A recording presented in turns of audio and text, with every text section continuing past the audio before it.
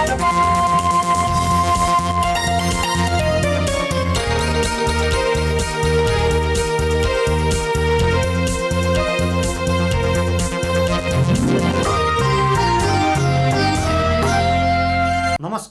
Nepal television हेरेर बसिरहनुभएका सम्पूर्ण आदरणीय दर्शक महानुभावहरूमा काठमाडौँ महानगरपालिकाको दैनिक टेलिभिजन कार्यक्रम हाम्रो काठमाडौँको आजको अङ्कमा यहाँहरूलाई स्वागत छ।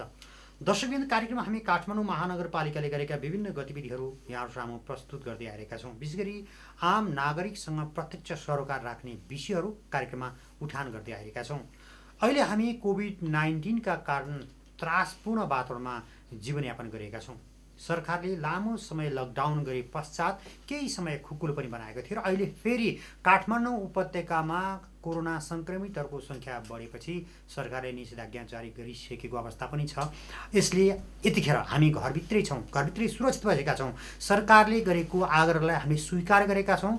यसकारण पनि काठमाडौँमा कोरोना सङ्क्रमणको सङ्ख्या कम होस् भन्ने यसको उद्देश्य हो। तपाईँ हामी सबैले यसलाई जुधेर लड्नुपर्ने अवस्था छ, कोरोना सँगसँगै हिँड्नुपर्ने अवस्था छ र सरकारले दिएको आदेशहरू पनि पालना गर्नुपर्ने अवस्था छ। यतिखेर हामी सब घरभित्रै छौँ, तर बिरामीहरू रगत अभावका कारण छटपटिरहनु परेको अवस्था पनि धेरै सुन्नमा आएको छ। यद्यपि पछिल्ला समयमा हेर्ने हो भने हामीले रक्तदान कार्यक्रमहरू त्यति देख्न पाएका छैनौँ। रक्तदाताहरू अहिले के गरेर बसिरहनु भएको छ, यो पनि एउटा महत्त्वपूर्ण पाटो रहेको छ। कोभिड-19 अर्थात् कोरोनाको सङ्क्रमण व्यक्तिबाट व्यक्तिमा सर्ने भनेर जसरी प्रचार गरिएको छ र हामी एकअर्काबाट सामाजिक दूरीका कुराकानी गरेका छौँ, यो अवस्थामा बिरामीहरूलाई रगतको अभाव हुन नदिन के कसरी अगाडि बढ्नु पर्ला। यो अवस्थामा रक्तदाताहरू विशेष गरी स्वयंसेवकले के गरेका छन्, यो विषयमा आज हामी कुराकानी गर्नेछौँ। नेपाल स्वयंसेवी रक्तदाता समाज नेपालका अध्यक्ष, केन्द्रीय अध्यक्ष हुनुहुन्छ, जसले 163 पटक रक्तदान गरिसक्नु भएको छ, प्रेम सागर कर्मचारी, उहाँसँग कुराकानी गर्नेछौँ। यहाँलाई स्वागत छ। धन्यवाद।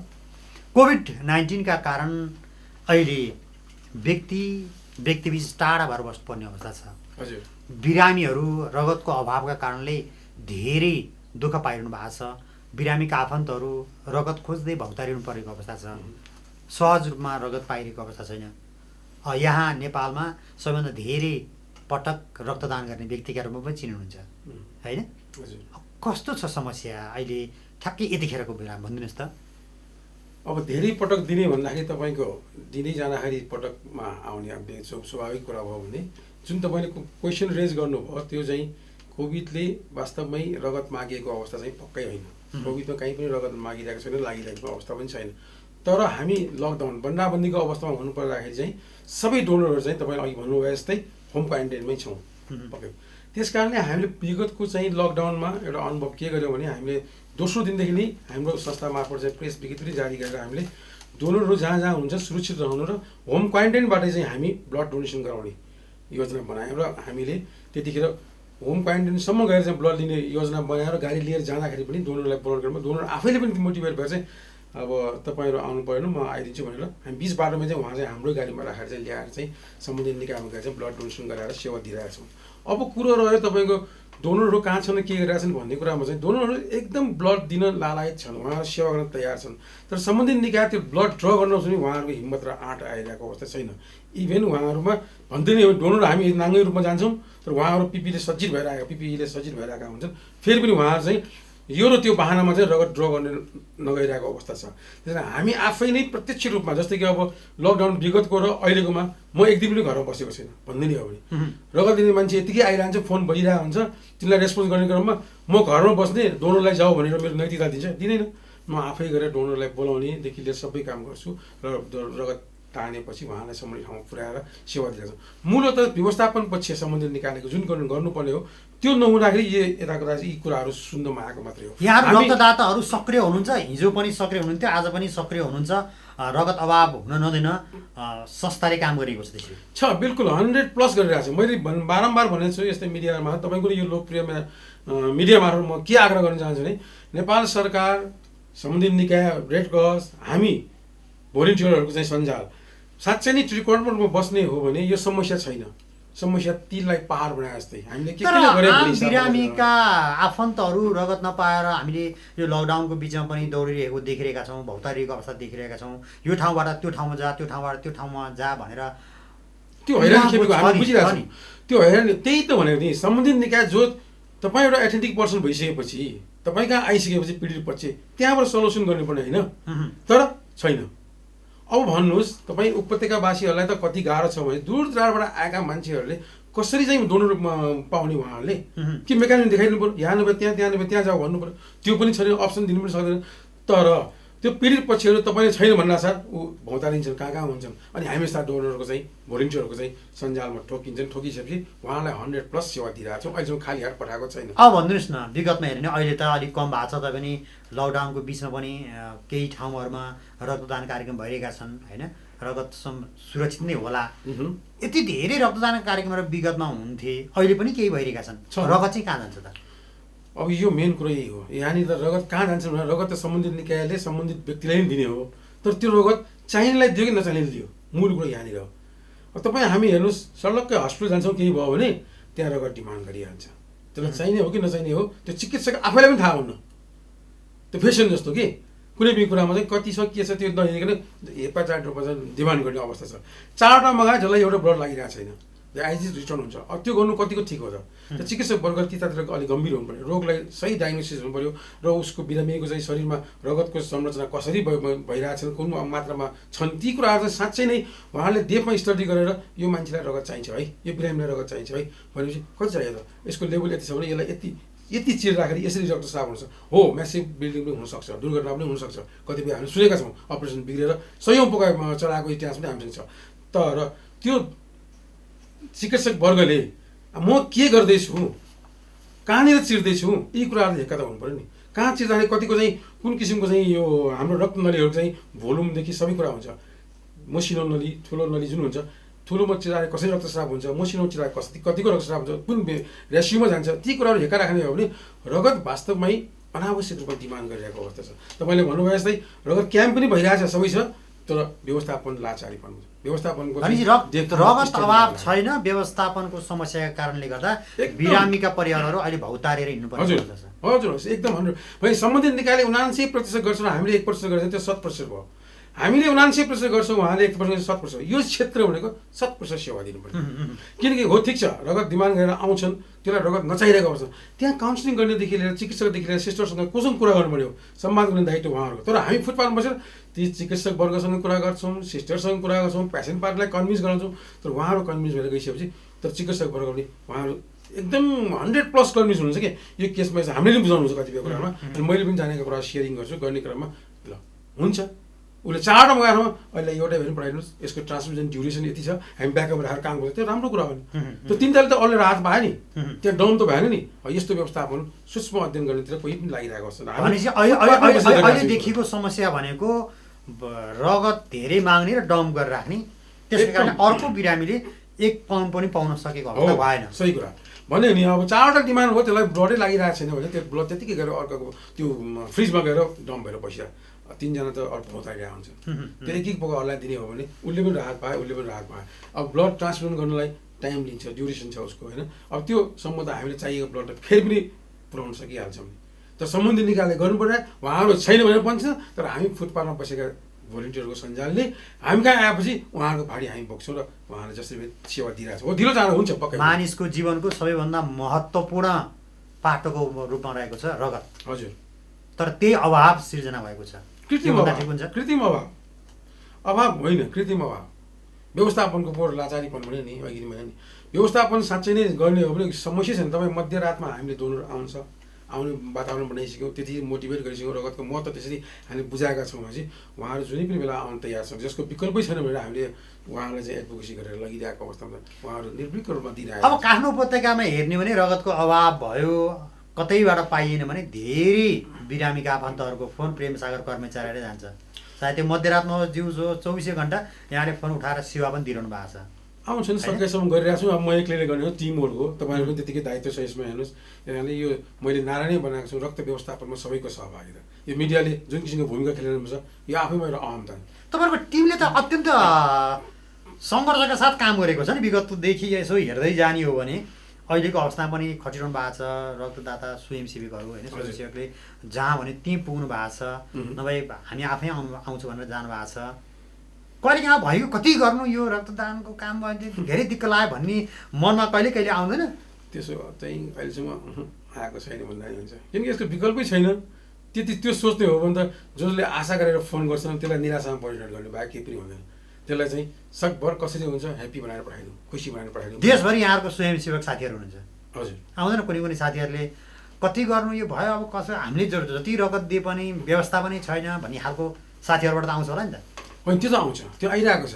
हामीले अब अस्तिको कैलालीमा बसेको बैठकले एउटा 18 बुद्धि चाहिँ विज्ञापन पत्र प्रधानमन्त्रीलाई दिने भनेर योजना बनाएको छ। विभिन्न यो घटनाक्रमले के हामीले गर्नु पाइरहेको छैनौँ।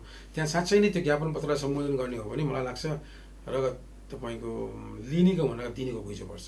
त्यस्तै व्यवस्थापनको लागि चाहिँ मैले त्यो आँखा खोल्ने कोसिस गरिरहेको छु र सम्बन्धित निकाय चाहिँ वास्तवमा त्यसलाई चाहिँ एड्रेस गर्नु चाहिँ लाग्नु पऱ्यो। नलाग्ने हो भने त दुःखमा रमाउने यिनीहरू जात, दुःखमै हरेक किसिमको कमिसन खेल गर्ने। त्यस कारणले पीडितलाई जुन किसिमको पीडा ल्याएको त्यो पीडालाई सही रूपमा यथोचित रूपमा सम्बोधन गर्ने हो। यो मेरो दायित्व भनेको चाहिँ पीडितलाई चाहिँ राहत दिनु हो, मलम लगाउनु, उनको घाउमा चाहिँ चोट लागेको छ भने उसलाई मलम लगाउनुपर्छ भन्ने कुरा जानुपर्ने ठाउँमा थप तचर दिने। तर अहिले कोभिडको कोरोना सङ्क्रमणको कुराकानी गर्ने हो भने यसलाई रगतको आवश्यकता होइन, तर कोभिड-19को बहाना देखाएर रगत अभाव त बहानाको लागि त हेर्नुहोस्, अहिले आयो कोभिड, 2-4 वर्षपछि वर्ल्ड कप आउँछ, असार साउनमा झरी बादल हुन्छ, दसैँ तिहार आउँछ होइन र, अनि जेठको वैशाखको तन्त्रलापुर घाम आउँछ, यी सबै बहाना देखाउने। अनि यो कारणले ब्लड सङ्कलन भएन, ऊ कारणले नै। तर हामी फुटपाथले चाहिँ कसो गरिरहेको छौँ त, यो प्रश्न छ उहाँहरूसँग होइन। त्यस कारणले सम्बन्धित निकायले जबसम्म यसको स्वयंसेवीको मर्म, पीडितको पीडाको मर्म र प्राविधिक पक्षहरू जुन किसिमको त्यसको मर्म जबसम्म हेका राखिन्न तबसम्म यस्तै भइरहन्छ। यो चल्नुपर्ने चिज चलिरहेछ मात्रै हो, कहीँ कतै सही रूपमा व्यवस्थापन भइरहेको अवस्था छ। यहाँहरूसँग यहाँहरूको संस्थामा स्वयंसेवकहरू कति हुनुहुन्छ सङ्ख्यात्मक रूपमा? हामीसँग अब हजारौँको सङ्ख्यामा चाहिँ चेन बनाइसकेको अवस्था छौँ, सदस्यहरू नै छन् आबद्ध भएकाहरू। हाम्रो 28 जिल्ला शाखा छन्, नगरपालिकाको नगर कमिटी वडा कमिटी बनाएका छौँ। अस्ति पनि 3 दिन अगाडि बिहिबारमा मात्रै अब बुढानीकण्ठ नगरपालिका गठन गऱ्यौँ। त्यो गर्नु कारण के त भने जबसम्म स्थानीय स्तरमा हामी चाहिँ एक किसिमको चाहिँ कुरा यो रगतको महत्त्व दर्शाउन सकेन तबसम्म समस्या आइरहन्छ।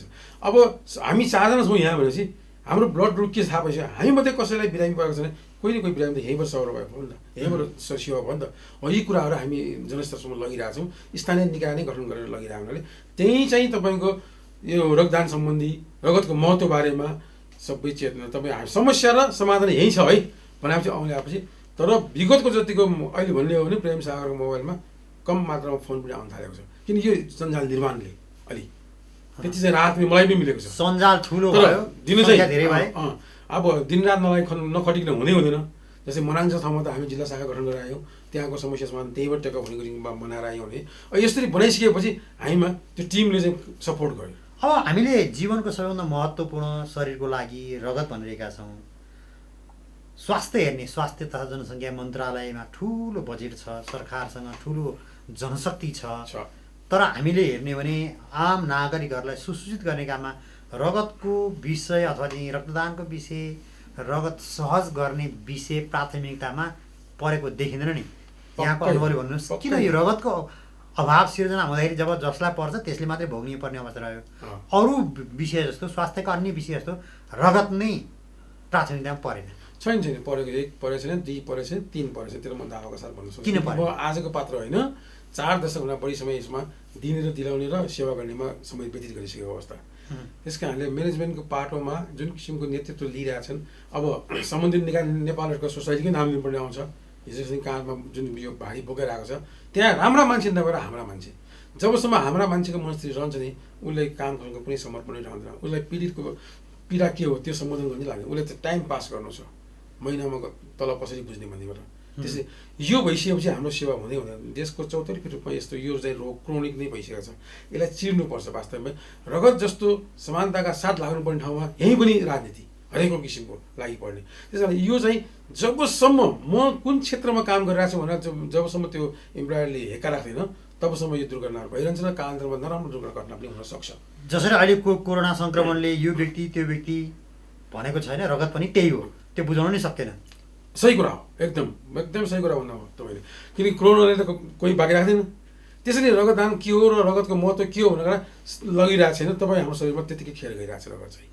त्यो रगतलाई यथोचित रूपमा व्यवस्थापन गर्ने एउटा समस्या छैन। अब हामी फुटपाथमा बसेर सेवा गरिरहेका छौँ। अब पुरै छोड्नुहोस् न।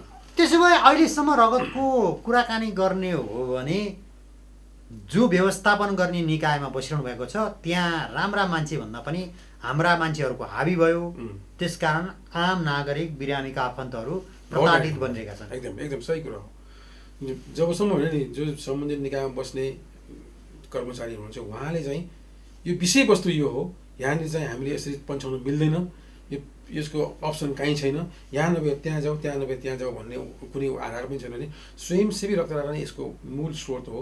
यो स्रोतलाई चाहिँ कसरी हुन्छ हामीले चाहिँ यिनलाई मोटिभेट गरेर साँच्चै नै डोनर कतिखेर फोन आउँ हामी रक्तदान गरौँ भन्ने त्यो हिसाबमा राख्नुपर्छ डोनरलाई। अब तपाईँलाई मैले ठ्याक्कै यहाँनिर रोकेँ, यहाँले भन्नुभएको छ स्वयंसेवी रक्तदाताहरू अत्यन्त धेरै समूह हुनुहुन्छ, रक्तदान गर्न बसिरहनु भएको छ, तयारी हुनु भएको छ, तर जो व्यवस्थापन गर्ने निकाय हो सम्बन्धित सरकारवाला निकाय त्यो र रक्तदाताहरू बिच समन्वयको अभाव भयो, खर्कियो, त्यसकारण यो व्यवस्थापन भएन। त्यो एकदम सही कुरा गर्नु। तपाईँको मैले 4 दशकदेखि गरिरहेको कामको चाहिँ क्वेसन यहाँनिर आएर मिट खान आयो। अहिलेसम्म Nepal red cross society even government ल नेपाल प्रिभेन्टिभ प्रोग्राम सोसाइटी अथवा प्रेम सागर ल आउनुहोस् न तपाईँले बोलिरहेको कुराहरू के कस्तो छ र यो कुरा गरौँ न त्यो कसैको आँट छैन। किन त्यहाँ हिडन इन्ट्रेस्टहरू मौलाइरहेका छन् कि त्यहाँ त्यो इन्ट्रेस्ट त प्रेम सागरबाट फुलफिल हुँदैन। अनि त्यो नहुँदाखेरि यो फलाना पात्र हो यसले यो किसिमको चाहिँ अब्स्ट्राक्ट खडा गर्छ भन्ने उहाँहरूको मनसाय हुनसक्छ। रगत जस्तो कुरामा पनि संवेदनशील कुरामा पनि यस्तो छ है भित्र राजनीति भन्नै पर्यो। नभए के त नभए भन्नुहोस् न। तपाईँको मिडियाबाट म उहाँहरूसँग प्रश्न गर्न चाहन्छु, किन चाहिँ अहिलेसम्म यो प्रेम सागरले उठाइरहेको कुरा चाहिँ सम्बोधन हुँदैन त? किन गरिन्न त? बिरामीले किन रगत सहज रूपमा पाएनन् भन्ने कुरा हो। सही कुरा हो नि। जब कसैसँग त्यसको योजना नै छैन, हामी फुटपाथमा बसेका त्यो योजना दिन खोजिरहेछौँ, त्यो लिन पनि नसक्ने भनेपछि त अनि यहाँले रगत दिइरहनु भएको छ तर बिरामीका आफन्तहरू रगत पाउँदैन। सही कुरा हो। त्यो सलक्क गएपछि अब त्यहाँ काबुमा परेपछि अब सोर्स फोर्स सुरु भयो त्यहाँ। त्यो पनि तरिका हो। र दाताले दानमा दिएको रगतमा अब फोन आउनुपर्ने त्यो पनि राम्रो कुरा हो होला। कतिपय अब ब्लड जस्तै हिजो शनिबार भयो, डेट 203 कति मैले आफै पनि 163 वटा रक्तदान गरेँ। त्यहाँ गर्दाखेरि एउटा क्याम्पमा 107 जना म लगायत 7 जना 107 जनाले ब्लड डोनेसन गरेँ र 2-4 ठाउँमा अरू पनि थियो। त्यसले 200-300 ब्लड कलेक्सन भएको हुनुपर्छ। त्यसले अब हुँदाखेरि सलक्क दिने भयो, त्यही नहुँदाखेरि कम हुनेपछि अनि ल छैन मान्छेले इभेन त्यहाँ 1-2 पोका रगत पायो भने त्यसलाई तर्पाउने काम गर्छन्। सरकारसँग सायद तथ्याङ्क पाउन हामीले मुस्किल पाएका छौँ। प्रतिदिन करिब अब यति नै नहोला, यतिको सङ्ख्यामा मुलुकभर रगत चाहिँ बिरामीलाई चाहिन्छ भने त्यस्तो होइन। अहिलेको टेन्टेटिभली भन्ने हो भने तपाईँको 300-400 को हाराहारीमा मुलुकभरमै तपाईँको 300-400 को हाराहारी भएपछि, किनकि डिमान्ड चाहिँ धेरै गर्ने कन्ज्युम चाहिँ थोरै छ। त्यो डिमान्ड चाहिँ अनावश्यक गर्नु भएन नि त। अब त्यो 300-400 पनि छन्दै ब्लडको कन्ज्युम हुने भनेको तपाईँको त्यसै 30-35% होला। त्यो ब्लड त्यतिकै दम भएर हुन्छ। त्यो चाहिँ आवश्यकता अनुसार कहाँनिर हुन्छ, कहाँ अभाव छ त्यहाँ पठाइदिने हो भने त्यो त्यहाँ राहत पाउँछ। त्यस्तो मेकानिजम छ। त्यहीँबाट फ्रिजमा राखेर एक्सपायरी गरेर फाल्ने काम हुन्छ। विडम्बना ल हेर्नुहोस् त, कहीँ नबन्ने ब्लड एक्सपायरी हुनुपर्ने। म्यानेजमेन्ट गर्दाखेरि 1-2 पोका यता कता हुने भने बेग्रै कुरा हो। गर्दै नगर्ने मतलबै छैन। तपाईँलाई पिर पऱ्यो, तपाईँले मान्छे ल्याउँछ न, जसको पाउ परेर पनि ल्याउनुहोस्, मान्छे ल्याएर ल अहिले खोजी सुरु भएन। अनि तपाईँले ल्याएर राख्यो, मान्छेको ब्लड तान्यो, त्यही ब्लड लिएर अर्को झ्यालबाट पैसा तिरेर ल्यायो। फेरि व्यापार यस्तो छ। त्यस कारणले जबसम्म यी कुराहरू घटनाक्रम चाहिँ क्रमिक रूपमा सुधारको लागि अगाडि बढिन्न, यो विकृति मौलाइ नै रहेको हुन्छ।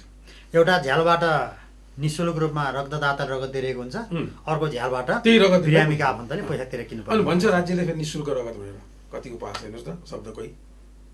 यसमा चाहिँ तपाईँहरू अलिक गम्भीर हुनु पर्यो र मिडिया पर्सनलाई विनम्र आग्रह गर्छु यसमा निरन्तर रूपमा प्रयास गर्नु। अब जो हाकिमै भएर बसेका छन् तिनीहरू मात्रै आउने मिडियामा पनि अचम्म त्यो लाग्छ। अनि त्यो यथार्थ हातको चित्र कसले दिन्छ त? बस्कने को? त्यही भएर त हामीले तपाईँलाई बोलायौँ नि त। त्यसको लागि धन्यवाद छ, मैले धन्यवाद दिएको छु।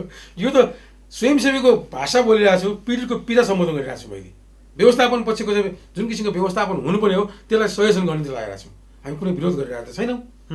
त्यस कारणले यो सम्बन्धित निकायले कसरी लिन्छ यसलाई, यसमा नि मूल कुरा हो कि यसलाई विरोध गर्नु पर्ने कि सजेसन गर्नुपर्ने। रक्तदाताहरूले सहर्ष स्वीकार गरेर दान दिएको रगतलाई व्यवस्थापन सहजीकरण होस्, सजिलो होस्, आफूले दिएको रगत बिरामीहरूले सहजमा पाओस् भन्ने मात्र एउटा उद्देश्य हो हाम्रो। त्यही हाम्रो रगत नालीमा नफालोस्, बिरामीको शरीरमा चढोस्। तर अहिले हेर्ने भने डेट एक्सपायर भएर फैलिएको फन्किएर रहेका रगतहरू छ, छ, फालेका छन्। अहिले अभाव त देखिरहनु पर्छ। तपाईँ हस्पिटल भिजिट गर्नुहोस्, कहिलेकाहीँ तपाईँ रेड पनि गर्न जानुहोस्, म तपाईँलाई अनुरोध गर्न चाहन्छु, एक्सपायर गरेर फालेर आउँछ ब्लड। अब कसले हेर्ने त्यो, कसले हेर्ने? अब हेर्ने निकाय त हेर्ने निकाय सोसाइटी चाहिँ एउटा राष्ट्रिय जनस्वास्थ्य प्रयोगशाला कहाँ छ अब थाहा छैन मलाई। अब ब्युरो भनेर बनाइदिएको छ, त्यो ब्युरोमा को छ भनेर थाहा छैन। त्यस्तो किसिमको पनि नेपाल रेड क्रस कमसे सोसाइटी र कम प्रयोगशाला दुईटाले त्यो हेर्ने। ठाउँमा जहाँ चाहिँ रक्त व्यवस्थापन समिति भनेर राखेको छ, भोलिन्टियरको तर्फबाट प्रतिनिधि हो भने हामीले भोलिन्टियरका भाषा बोल्छौँ, रगतको मर्म र पीडितको पीडाको सम्बोधन गर्ने काम गर्छौँ र रगतलाई कसरी निःशुल्क गर्छ त्यतातिर हामी वे निकाल्ने कोसिस गर्छौँ। तर मतलब छैन। यहाँ यसो बस्यो, चिया पानी कहाँबाट खाने सक्यो, अनि कुन चाहिँ प्रोजेक्ट गर्ने त्यसमा बजेट कहाँबाट मिलान गर्ने सक्यो, त्यसमा सिद्धिरहेछ। अहिलेसम्मको यहाँको 40 वर्षको अनुभवलाई हेर्ने भने अन्यत्र कार्यविधि बनाउँदा अथवा चाहिँ समिति गठन गर्दा सम्बन्धित सरोकारवाला राष्ट्रिय सङ्घ वा महासङ्घका प्रतिनिधि राख्ने व्यवस्था धेरै सरकारी समितिहरूमा छन्, काम मात्रै बनाएको छ। रगतको केसमा रक्तदाता स्वयंसेवकहरूको चाहिँ काहीँ प्रतिनिधित्व हुँदैन? छैन। नेपाल भोलिन्टियर ब्लड सोसाइटी, म तपाईँ दावाका साथ भन्नुहुन्छ, प्रेम सागर कर्मचारीको नेतृत्वमा रहेको संस्था कहीँ पनि सम्बोधनमा छैन। तर हामी दावाका साथ यसरी औँला उठाएर पुऱ्याउन सक्छौँ। रगतलाई चाहिँ कहीँ कतै म्यानिपुलेट गर्नु पाउँदैन भनेर उठाइरहेका छौँ र निःशुल्कको लागि पनि कुनै पनि योजना बनाउन सक्छौँ र नेसनल ब्लड प्रोग्राम हामी यसरी लन्च गर्छौँ भनेर हामीले रोड म्याप पनि बनाइरहेका छौँ। ल आउनुहोस् न, बसौँ न, के छ भनेर कुरा यत्रो मिडियाबाट बोलिरहेछौँ। थोरै कुनै एउटा बोल्ने ठाउँमा बोलिरहेको र मिडियामा यसरी लाखौँको दर्शकले हेर्ने ठाउँमा बोलिराखेको पनि कोही न कोहीले हेऱ्यो होला नि, जिम्मेवार मान्छेले। मतलब यो मान्छे को हो, यसले यसरी बोलेछ, लौ न, यसले बढी बोले यसलाई कारवाही गर्नु पऱ्यो, होइन भने के हो, यसलाई चाहिँ यसको भनाइ चाहिँ इम्प्लिमेन्ट गर्नु लाग्नु पऱ्यो, राहत दिनु त लाउन हामी भन्नु त हुनुपर्छ नि। सम्बन्धित निकाय एउटा कानले सुनायो, अर्को कानले उडायो। यदि मैले बढी बोलेँ भने त मलाई लगाम लाउनु पऱ्यो नि त, खबरदारी गर्नु पऱ्यो नि त। विगतका केही सञ्चार माध्यमहरूका समाचारहरू हेर्ने हो भने नेपालमा पनि रगत बेच्ने एउटा गिरोह सक्रिय छ, त्यसकारण निमुखा जनताले रगत पाउँदैनन् भन्ने बेला बेलामा समाचारहरूमा आउँछन्। अनि यद्यपि यहाँको 40 वर्षको इतिहासमा त्यस्तो अनुभव होइन, हिजोको सुरुको दिनमा त थिए नि, पक्कै हो त्यो, होइन थिए। अहिले आएर हामीले 2038 सालदेखि यता आउँदाखेरि हामीले पूर्ण रूपमा त्यो प्रोफेसनल डोनर चाहिँ इराडिकेट गरिसकेको अवस्था छ। अब हिडेन रूपमा भन्यो नि, काम मान्छेले मजुरमा परेका ठाउँमा कोही न कोही हाम्रो भन्यो नि आइएसओ प्राप्त हस्पिटलहरूले पनि ती कुराहरू गरिरहेको अवस्था छ। डोनर ल्याउनेदेखि लिएर डोनरलाई अब कसरी खुसी पार्नेदेखि त्यस्तो किसिमको काम गरिरहेको सुन्नुमा। त्योभन्दा पनि रक्तदाताहरूबाटै पाएका रगतहरू चाहिँ त्यसरी जान्छ भन्ने कुरा चाहिँ होइन। अब त्यसको लागि इक्जाम्पल दिन्छु म तपाईँलाई। नेपाल रेड क्रस सोसाइटीको केन्द्रीय ब्लड ब्याङ्कमा भएको रगत 495 लगेर 1495 तिर यही पात्र हो। मलाई त्यो मध्यरातमा त्यहाँ झगडा गर्नु छ, मान्छेको ज्यान जोगाउनु छ मलाई। त्यो पैसाको लागि त्यहाँ डिबेट गर्ने हो भने त्यो ज्यान गइरहेको हुन्छ रगत हुँदा हुँदै पनि। त्यो रगत बलजबरजस्ती ल्याएँ, तर पैसा तिर्नु पनि मैले 1450 एउटाको 29 रुपियाँ पैसा तिरेर 2 पोको ब्लड लिएर आएँ। आएर उसको जीवन लाभ भयो, छोरी जन्मिन्, धादिङको केस हो यो, तपाईँको आमा पनि बच्यो, 3 हेमोग्लोबिन भएको मान्छे, हेर्नुहोस् ए नेगेटिभ ब्लड ल्याएर मान्छे जोगायो। 3 दिनमा उसलाई कतिवटा 12-13वटा ब्लड चाहियो, सबै पिआरपी, एफएपी, प्याक्सेल, होल ब्लड, फ्रेस ब्लड, यी 5 कम्पोनेन्ट चाहियो, सबै चाहिँ हामीले प्रोभाइड गऱ्यौँ। मध्यरातमा डक्टरले अब तपाईँको बिरामी चाहिँ भगवान् भरोसा भनेर यति ब्लड ल्याउनु रिक्वेसन फर्म दियो। त्यो अब धादिङमा बस्ने ड्राइभर पेसा गर्नेले ब्लड कहाँबाट ल्याउने देखाउनुहोस् मलाई। बिचरा गयो सम्बन्धित निकायमा, छैन अरे। अब के गर्ने? मध्यरातको 2 बजे मलाई फोन आयो, 2 बजे म उठ्नु जरुरी थिएन, मैले भोलिन्टियर सुते हुन्थेँ नि, तर मेरो काना परेपछि जुनै पनि बेलामा उठ्छु मेरो बानी चाहिँ। उठेर गएर म गइसकेपछि आउनुभयो, आएपछि त्यो ब्लड खोजी गरेँ मैले। दिनमा 2टा ब्लड यता बानेश्वरबाट तानेर ल्याएको थिएँ म आफै, ए नेगेटिभ ब्लड लिउँ कि नलिउँ भनेर, ब्लड छैन तानिदिउँ भनेर ताने। त्यो तानेको ब्लड कहाँको खोज्ने दिन मलाई झन्डै 15-20 मिनट लाग्यो। खोज्ने क्रममा एउटा हस्पिटल सप्लाई भएको रहेछ। हेर्नुहोस् है, आफ्नो हस्पिटलको नम्बरसँग पत्ता कुरा गरेँ, गरिसकेपछि तपाईँको होइन हाम्रो भोलि बिहान अपरेसन छ भन्छ बा। ल तपाईँ भोलि बिहान अपरेसन छ भने ठिक छ, अब फ्रिजमा ब्लड राउन्डजेलसम्म जीवन लाभ हुन्छ बिरामीको शरीरमा। अहिले मध्यरातमा सुतेको दोनोले मध्यरातमा मैले किन उठाउँ, तपाईँलाई भोलि बिहान मान्छे भने ल्याइदिन्छु, ब्लड पनि ल्याइदिन्छु। यसरी चाहिँ मान्दैन, मेरो पैसा दिएपछि कराएपछि एउटासम्म दिने कुरा भयो। अब यो मान्छेले त्यतिकै पठाएर दिँदैन, मै जान्छु भने हिँडेँ। फर्स्ट टाइम मैले त्यो हस्पिटलमा पाइहालेको गएँ, उठाएपछि लामै कुरा गर्छ, झन् एउटा दिनमा अर्को नदिनुहोस् कुरा गर्छ। म अलिक कड्केर कुरा गरेँ, मेरो आइडी साइज सबै राखेपछि अनि केही भन्नु सकेन। ल एउटाको ब्लड बिलो, एउटा होइन 2टा हाने म यो फ्रिज म आफै खोलौँ कि तपाईँले के यो मलाई बुझेर दिनुहुन्छ? कसैले दान गरेको रगत कसैको पिउ होइन, कसैको काबुमा राख्ने होइन। त्यस कारणले तपाईँको बिहानको ब्लडलाई कुन बेला चाहियो मलाई भन्नुहोस्, 7, 8, 9, 10 कति चाहियो भन्नुहोस्, म डोनर या रगतको पोका ल्याइदिन्छु, दिनुहोस् भनेपछि अहिलेको समस्या टार्नु पर्यो। लिएर आएँ। जबरजस्ती लिएर आएँ, पैसा तिर्नु पठायो त 2900 तिर्नु पऱ्यो हेर्नुहोस् त। 495 ल्याएको ब्लड रेकर्ड मसँग घरमै छ, मुटै बिच राखिरहेको छु मैले। त्यस कारणले यस्तो किसिमको हिडेन कहिलेसम्म यहाँको 40 वर्षको सुन्नु न, मैले तपाईँलाई यो कुरा टुङ्गाउँछु। उहाँको भोलिको अपरेसन हुने आजसम्म आएको छैन अपरेसन। ल मलाई फोन गर्नुहोस्, तपाईँको रगतको पोका पनि आउँछ र डोनर ल्याइदिनु भनेको फोन। किनकि त्यो आइएसओ प्राप्त हस्पिटलले के गर्नु खोजेको छ भने रगत लगाएर राख्ने 495 को आयो, कोही बिरामी मिल्ने आयो भने त्यो यहाँबाट त रगत मिलाइदिनु रहेछ, यस्तो दुर्लभ रगत मिलाइदियो भनेर लाने, अनि उसको अचुक रकम चार्ज गर्ने। अब 35 दिनको म्यादमा एक्सपायर भयो भने 495 नाले फ्याले। ल हेर्नुहोस् त कस्तो बिजनेस यो, कहीँ नपाउने ब्लडमा त्यस्तो किसिमको थियो। अहिलेसम्म मलाई त्यो हस्पिटलबाट फोन आएको छैन उनको भोलि। यस्तो किसिमको हिडेन इन्ट्रेस्टहरूलाई यो प्ले गरिरहेको छ स्वयंसेवी रगत। कहिलेसम्म यसरी चलिरहला? होइन, 4 दशक त यहाँले बिताइसक्नु मेरो कमजोरी पछि भनौँ कि महानता भनौँ कि सदाशियता भनौँ कि के भनौँ, मान्छे हो चिमोटेर पनि ठाउँमा ल्याउला भन्ने मेरो झिनो आश। हेर्नुहोस् झिनो आश। तर चिमोटेर गैँडालाई दुख्नेवाला छैन। अब गैँडाको एक्जाम्पल दिएपछि गैँडा पनि गैँडा भइसक्यो त। हेर्नुहोस् है, गोली त उछिन्छ भनेपछि त्यो गैँडामा है चिमोटेसम्मको कुरै नगर्नुहोस्। त्यस कारण र पनि मान्छे नै भएकोले मैले चाहिँ मानवताको मिजाजले चाहिँ अलिकति चिमोटे पनि ठाउँमा ल्याउला भनेर गर्न खोजिरहेको छौँ। हिजोको दिनमा पैसा बढाएको पनि थियो, त्यसलाई घटाएँ पनि होइन, तर अरू पनि घटाउनु पर्छ भनेर लागिरहेको छ। र गुणस्तर र यो अभाव चाहिँ सिर्जना जुन भइरहेछ त्यो सेल्फ क्राइसिस हो। यो सेल्फ क्राइसिसलाई यसलाई निम्त्यान नै गरौँ भनेर लागिरहेको छौँ। साँच्चै नै हेर्नुहोस्, हाम्रो प्लानमा लाग्ने हो भने 365 दिन नै म ब्लड डोनेसन क्याम्प हामी राख्न सक्छौँ। हरेक सङ्घ संस्था लालायत छन् राख्नलाई, तर के व्यवस्थापन छैन। अब भर्खरै राख्यो एउटा क्याम्प भनेपछि त्यो मात्रै कसैलाई ब्लड चाहियो त्यहाँ जान बेलुका छैन भनिन्छ, अनि त्यो निराश हुँदैन। अघि हामीले ब्लड नदिएको त हाम्रो मान्छे त यहाँ त्यहाँ हुँदो रहेछ, तान्नु हुन्थ्यो नि फलानाको रगत यो ग्रुप हो नि यो ग्रुप हो भने भन्दैन, उत्साहित बनाउनु पर्यो। अब त्यही 3 जना छैन। ल हेर्नु कति निराश भयो। भर्खरै बिहान ब्लड डोनेसन गरेका छौँ, यहाँ साँझ आउन छैन भन्छ।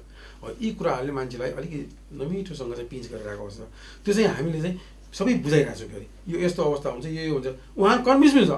त्यो पनि सम्बन्धित निकायले नबुझाइरहेको अवस्था। साँच्चै नै पीडितको पीडालाई सम्बोधन गर्ने, उहाँलाई बुझाउने भने उहाँहरू ह्याप्पी हुन्छ नि। ल यति टाइम लाग्छ, हामी डोनर बोलाइरहेको छौँ, तपाईँलाई चाहिने यो हो, यसले मिसिनले यति टाइम लाग्छ, यसरी हुन्छ।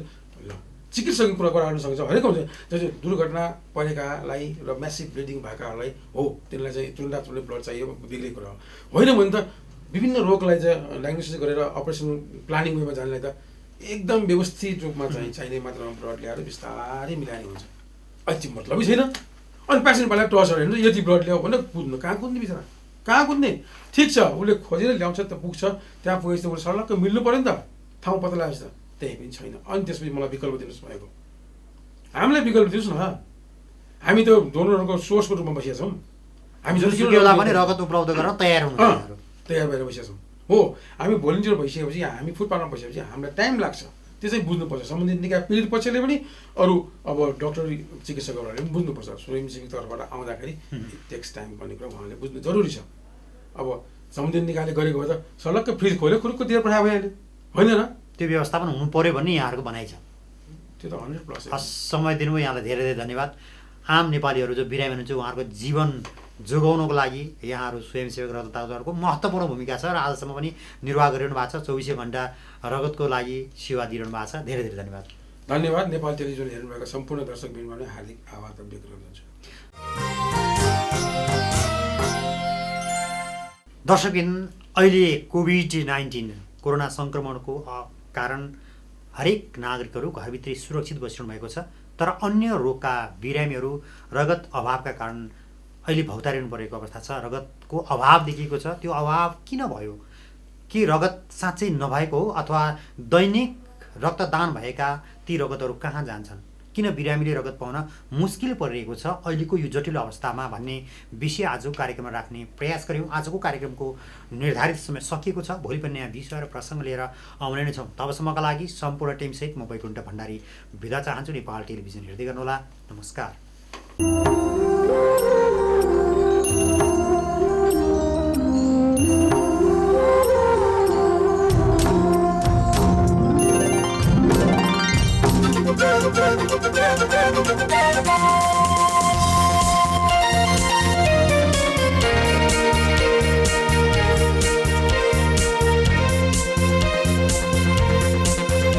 नमस्कार।